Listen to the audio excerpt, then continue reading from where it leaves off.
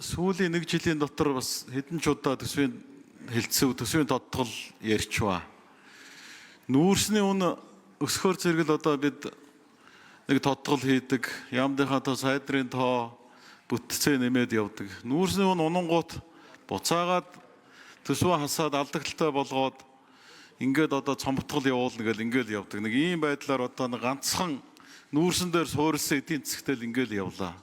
Уг нь бол одоо нүүрсний үн, ашигт батамлын үн өндөр байх үе тэндээс орсон орлогоороо аялал жуулчлалын салбар, хөдөө аж ахуйн салбар гээд бусад салбаруудаа нөөдөн татаад ийм хүнд үед бас нөхөх ийм одоо бас салбартай байх хэрэгтэй байсан. Ганц одоо арьсшил боловсруулах үйлдвэртэй болсон байх хэрэгтэй байсан. Аялал жуулчлалаа хөгжүүлээд аялал жуулчлалынхаа төчид газрууд дээр одоо нойлоос өсвүүлээд тогтчлтын ажлууд хийгдсэн байх хэрэгтэй байсан. Гэтэл ийм ажлууд одоо хийгдэж чадаагүйгээс болоод ингээд одоо тодтгол хийх заашгүй нөхцөл рүү орж байгаамаа. За ерөнхий сайдын сая мэдээлэл дотор төрийн албан агчдын цомтгол гэж ярьж байна. 9% цомтголыг одоо яаж хийх гэж байна? Тэгштгэж хийх гэж байна уу? Аль эсвэл одоо давхарцсан оронтой, бүтэц оронтой хасаж одоо тодтгол хийх гэж байна уу? Үүний хажуугаар төрийн өмчт компаниуд дээр ямар одоо цомтгол хэмнэлт хийх юм бэ? Тухайлах юм бол Өмнө Говь аймагт төрийн өмчт компаниуд олон байгаа. 5 толгойн төмөр зам, Зүүн Баянгийн төмөр зам гэх мэтлэн одоо олон төрийн өмчт. Аль нь 900 гаруй хүнтэй. Гэтэл Дорн говьт байгаа яг тийм хэмжээний 200 гаруй км төмөр замыг хариуцсан хувийн компани 200 хүнтэй. 4-5 дахин бага хувийн аж ахуйн нэгж ийм одоо зардлаар үйл ажиллагаагаа, адилхан үйл ажиллагаагаа явуулаад явж.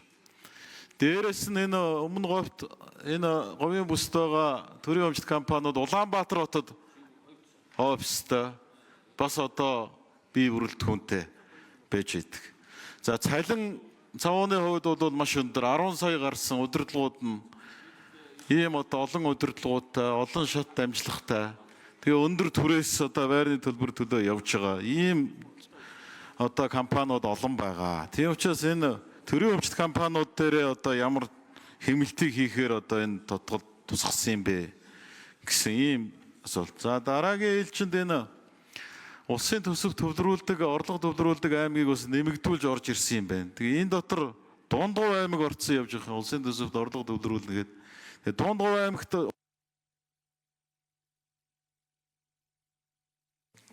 За Наранбаатар гишүүн 1 минут нэмье. Улсын төсөвт одоо ямар орлого төвлөрүүлэх болчоод ингээд энд ороод ирчихэж байгаа юм бол Булган аймаг бас одоо нэмэгдээд ороод ирсэн байх юм. Тэгээ энэ уурхайтай болчихвоо, аль эсвэл одоо өөр ямар орлого их усүр шинээр нэмэгдчихвээ. За мөн дараагийн нэг асуудал энэ төвлөрлийг одоо бид нар сааруулна гэсэн мөртлөө улмал дээш нь төвлөрүүлээд ингээд яваад байгаа.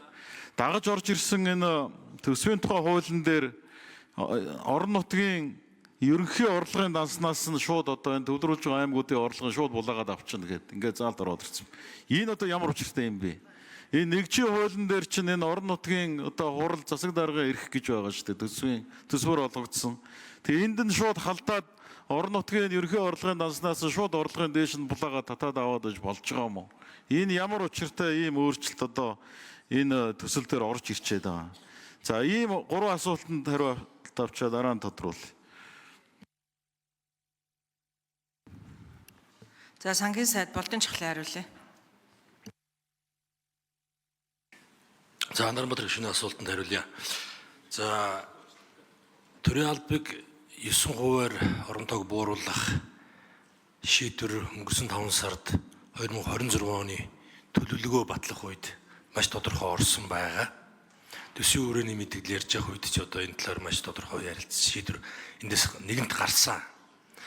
За харин энийг одоо 2025 онд одоо энэ тодтолоос эхлүүлэхгүй бол 26 онд нэг мөр энийг шийдэж бид чадахгүй. Тийм учраас одоо тэрний 14,400 орчим гэсэн тоо гарч байгаа. За энэ дээр одоо дүн шинжилгээ хийж байна.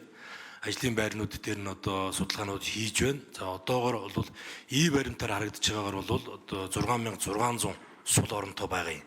Гэхдээ энэ бол одоо бүгд хүн аваагүй гэсэн үг биш. Дотроо янз янз байгаа.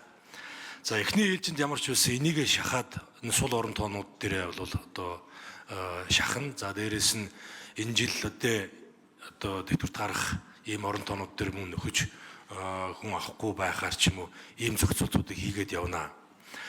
За ингээд төсвийн ерөнхийлөн захирагч сайд нар байна бол энэ дэр нэлээд том даалгавар авч байгаа. За үүнтэй тэнцвүүц хэрвээ одоо орон тоонуудаа энэ жилдээ сул орон тооноос гадна хэрвээ асч чадхаар асах боломжгүй байвал тэрнтэйгээ тэмцэх хэмжээний одоо зардлын хэмнэлт хийх ёстой ийм үүрэг авч байгаа. За энийг одоо үлдсэн хугацаанд одоо төсвийн хуваар дээр зохицуулт хийгээд ингээд шийдээд явах юм байнамаа.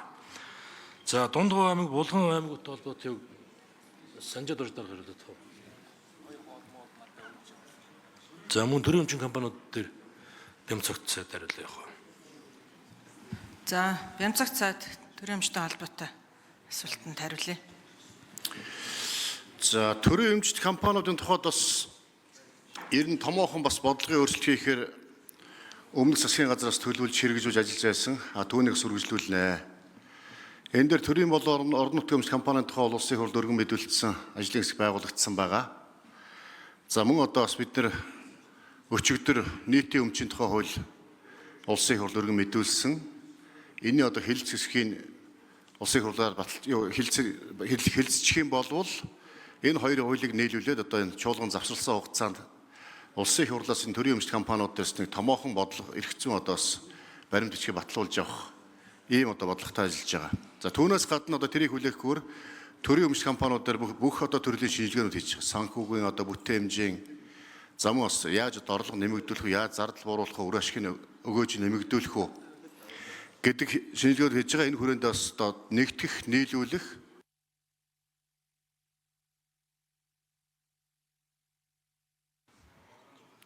За энэ нөгөө юутай болчиход байна хугацаат.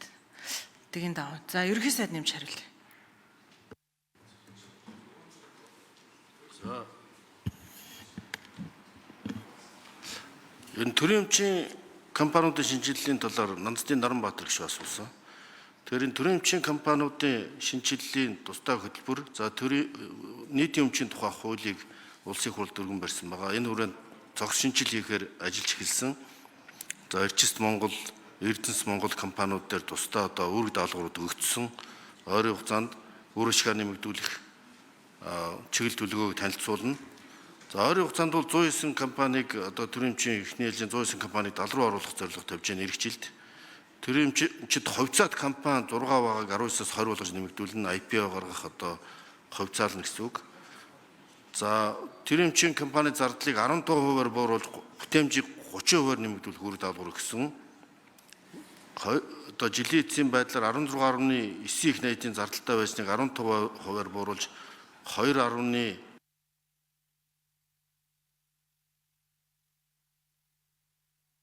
За Наранбаатар гишүүн нэмж тодруулъя.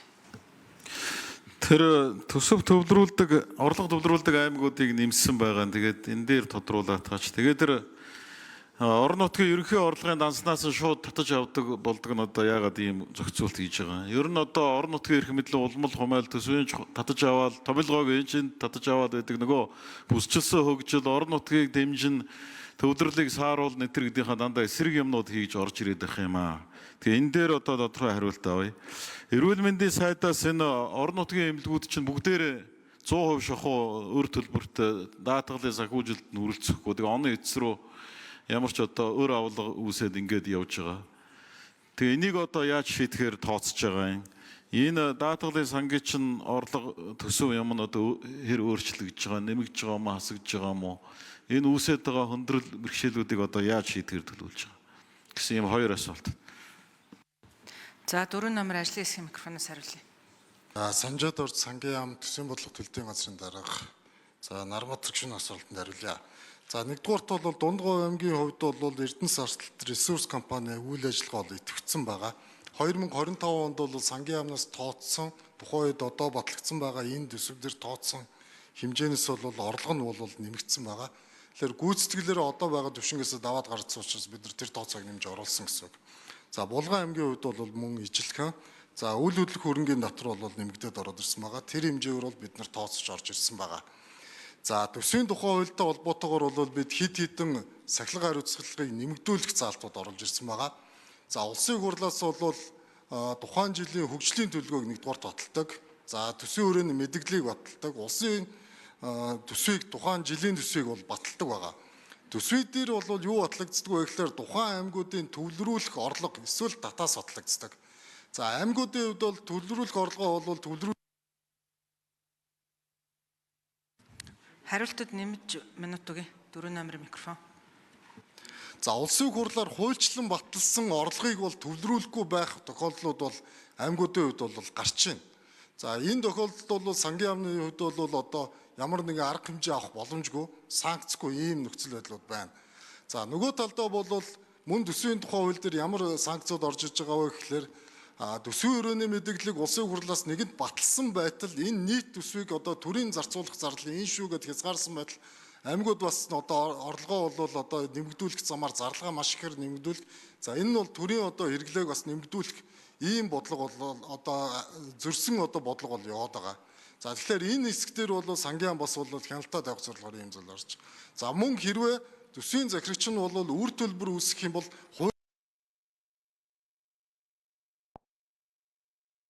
үр төлбөр үүсгэх юм бол хуулиараа бол төсвийн хуулиараа бол үр төлбөр үүсгэх бол хоригдсан байдаг. Гэхдээ бол үр төлбөр үүсгэсэн тохиолдолд яах вэ гэдэг санкц байхгүй. Одоо бол аудитын гүйцэтгэл дээр бол яг энийг бол гишүүд маш их асууж байгаа. Үүнтэй холбоотой санкц орж ирсэн байгаа. Үүнтэй холбоотой Наранбаатар гишүүн сая дэгийн тухай хуулинд өөрчлөлт оруулахаар манай 26 гишүүн ажилласан ажлын хэсгээс улсын хурал гүйцэтгэлийн тайланг хилцэхдээ төсвийн гүйцэтгэлийг хилцэхдээ ганцхан улсын төсвийг хилцээд байгаа. Нэгдсэн төсвийг бид нар баталдаг мөртлөө. Тэгэхээр орон нутгийн төсөвч гэсэн ороод нэгдсэн төсвийн гүйцэтгэлийг сонсдог болёо гэж улсын хурлын чуулганы хуралдааны дэгийн тухай хуулинд бас оруулж байгаа.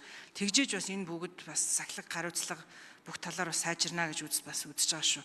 Манай ажлын хэсгийн гишүүдээс дэгтэй холбоотой мэдээлэл бас ингэж өргөн барьсан байгаа. За цагаан хүүгийн эдэр бат гишүүн.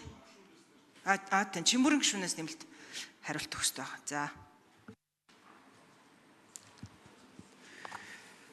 За Наранбаатар гишүүний асуултанд хариулъя. Эрүүл мэндийн даатгалын сангаас гүйцэтгэлийн чанарт тулгуурсан санхүүжилтийн тогтолцоо хэрэгжээд нэлээдгүй одоо төв бэрхшээл үүссэн тодорхой байгаа. Эмнэлгүүдээ бас одоо гүйцэтгэлийг бүрэн тавьж чадахгүй, зарим эмнэлгүүд үрд ширтээ. За ялангуяа өчигдөр бас одоо цалин бусантай холбоотой дутуу санхүүжилт орсонтой холбоотой жахлан сайдтай битгаар бас ярилцаад ямар ч байсан нэг хойноос урагшаа татах хэлбэрээр одоо санхүүжилтийг гүйцээгээд өгөхөөр ярилцсан. Одоо тэгээд наадмын баярын өмнөх ямар ч гэсэн санхүүжилтээ одоо ингээ гүйцээгээд өгчих ийм зорилго тавьж байна. Ер нь цаашдаа энэ тогтолцооны алдаагаа засах, үр ширийн асуудлыг зэгцлэх энэ асуудлаар бас одоо бодлогын том өөрчлөлтийг оруулахаар бас бэлдэж байгаа. Энийг засгийн газар оруулсны дараагаар их хурлын гишүүд та бүхэнд бас танилцуулнаа.